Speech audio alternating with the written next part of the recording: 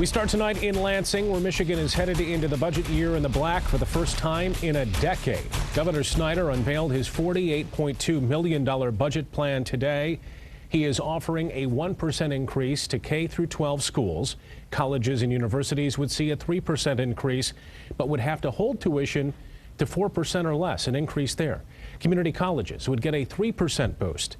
State police will get 16% more in funding, plus $43 million to patrol high crime areas. Local governments would get increases in revenue sharing, and there's more money set aside for transportation. 24-Hour News 8's Rick Albin was in Lansing for the budget unveiling, and he joins us now with a reaction to the plan and how it means more than just dollars and cents. Rick? Well, the governor and lieutenant governor rolled out that plan this morning. As we talked about yesterday, there were really no surprises, but there were some familiar themes. And it's not a money question, it's a results question. Whether it's K-12 education, revenue sharing, community colleges and universities, more money will be tied to performance if the governor gets his way. He says for too long, governments in general have handed out money without tracking the result. It's a major change in how government typically operates across the country, and we're going to lead that charge. This year's budget takes advantage of some surplus cash and better revenues to give schools and local governments, for example, a chance to get more money if they follow what the governor calls best practices. So this is to be supportive, but to ask for, measure, and reward success. Also, as expected, approval or disdain of the budget cut right along party lines.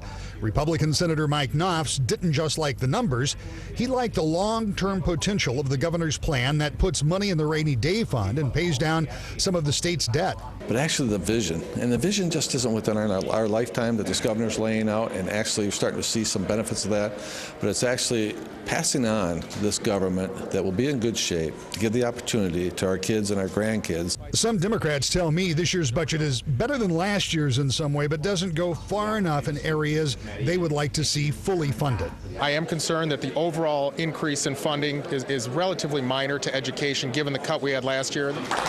Others simply see the governor's optimistic presentation as a bit of theater. I think it's really an amnesia budget. This is designed to basically make us forget all the tax increases and educational cuts and corporate giveaways that were from last year. And Democrats have some real questions about the education funding. They say the governor's numbers are far too optimistic, and they don't think that there is nearly as much funding, or at least new funding there, as he laid out. That's an argument that will continue as we go along. But it wasn't just a budget that was rolled out today. There was a lot of talk about the financial strength of the state of Michigan. 80,000 new jobs, the governor says, created. 76,000 jobs that are available right now. And of course, he says he is continuing to reinvent Michigan. In 1 hour, we're going to move inside, go upstairs, talk live with the governor about today's budget rollout and exactly how he thinks it will play out as we move through this budget cycle. Live in Lansing, I'm Rick Albin, 24-Hour News 8.